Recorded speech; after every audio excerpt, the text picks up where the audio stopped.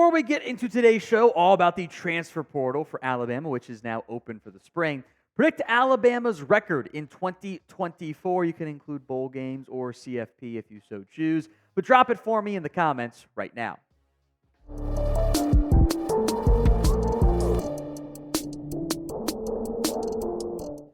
First up is on Ty Simpson. There have been multiple reports now that the backup quarterback for the Crimson Tide will not be entering the transfer portal. He will stick it out and set himself up to compete next year for the starting job once Jalen Milroe is off to the NFL. This is the current quarterback depth chart for Alabama. Jalen Milroe. Ty Simpson, who did get positive praise, by the way, for his spring game performance.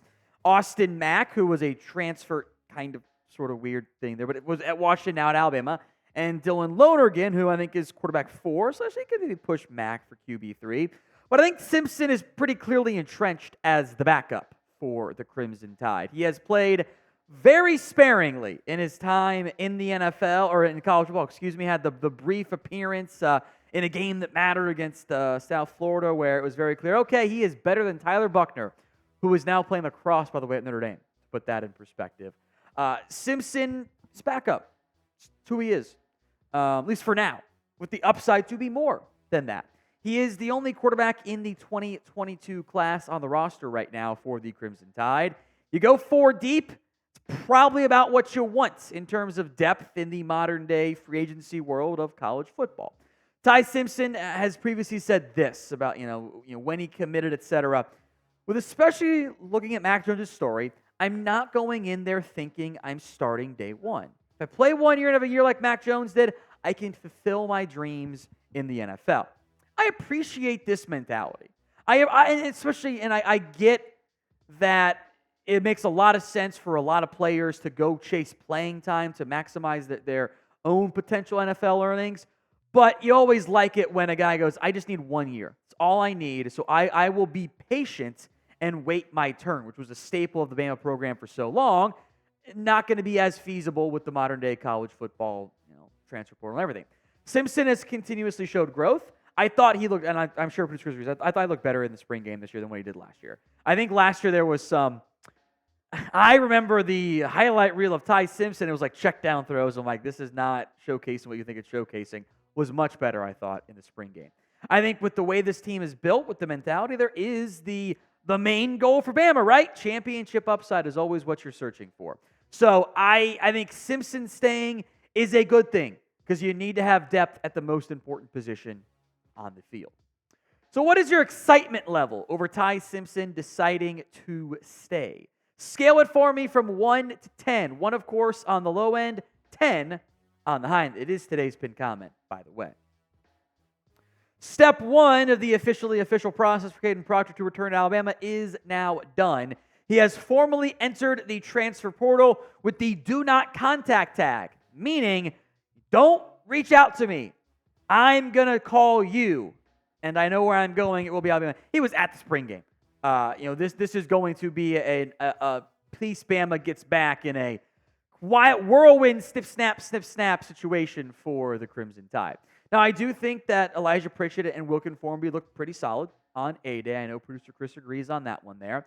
So I'm not going to say Proctor is a guaranteed lock to start no matter what. This will be the old, hey, we're happy to have him back. Got to earn his spot on the football field.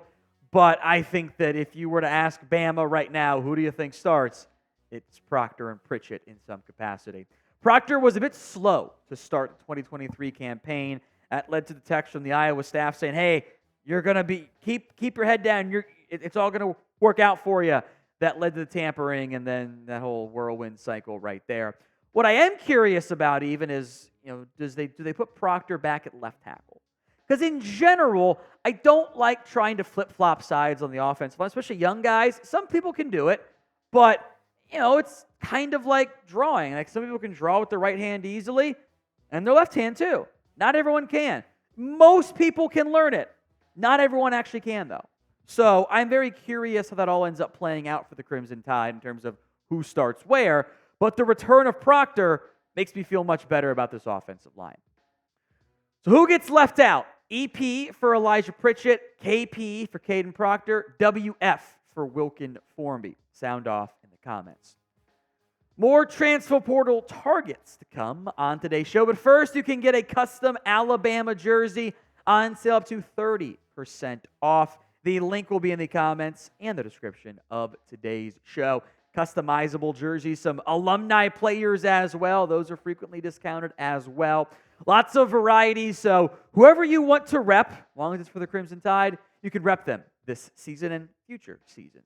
Links in the comments and the description, but again, it's chatsports.com/Alabama jersey. Over to the portal here. The portal is now open. So 3 notable players I'd like to at least float out there as transfer targets. Some big names, some, need-filling names. First up is Eric Reed, the defensive back from Georgia Tech. I get a little bit anxious when you have multiple-time transfers because that means something wasn't right for you at 2 different spots, and maybe it's your fault, maybe it's not. And then maybe it's not, but I get a little bit anxious there. And I think that I'll get better about that as we get further along into the portal era when that becomes more, frequent. Began his career at Auburn, a 4-star recruit back in 2020, number 195 overall, the number 16th ranked safety. Now, from a safety depth perspective, Bama's probably fine. So could he play that husky kind of nickel corner hybrid role or go play outside corner? Of note, Georgia Tech did list him as a corner. And I would think this is a depth piece. Auburn to Georgia Tech to Bama isn't, one-to-one movement kind of going from Auburn down a level to up a level. But you need to find depth. I want to have some veteran depth, which is kind of a weird thing to say for college football, but that's where we're at with it basically being free agency. We will have you covered everything going on around the portal. So don't miss out. Hit that sub button right now, youtube.com/RollTideTV. Let's go to a big name here. Lambert-Smith, the wide receiver out of Penn State, is one of the best players so far in the portal at this time. This is highly intriguing to me. In part because of the Jalen Hale update we got from Molly McGrath during the A-Day on the sideline. It says, Kalen DeBoer told her he'll probably miss the majority, if not all, of the regular season. But he could be available near the end of the year. It's too soon to tell, but right now it's not looking good. So I'm going to treat Hale as a bonus. If he plays, great. I don't think he will. And I'm not going to bank on him playing either. KLS, Keandre Lambert-Smith, had 600-plus yards last season for Penn State amid an offense that, wasn't that great, if we're being honest. Drew Aller, he looks the part, but he doesn't play the part very often right there. He got the frame, I think the athletic ability, the arm strength, and I thought his footwork was a mess in the spring game. I did not think it was very good. I did watch that one too because I have no life. Receiver-wise, more production than I think over his career than I think everyone else combined on Alabama's roster.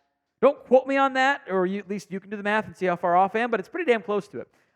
Jeremy Bernard, Kendrick Law, Kobe Prentice, Caleb Olden, Emmanuel Henderson. Ryan Williams is going to come in the summer. He'll be here soon, but he's not a piece right now.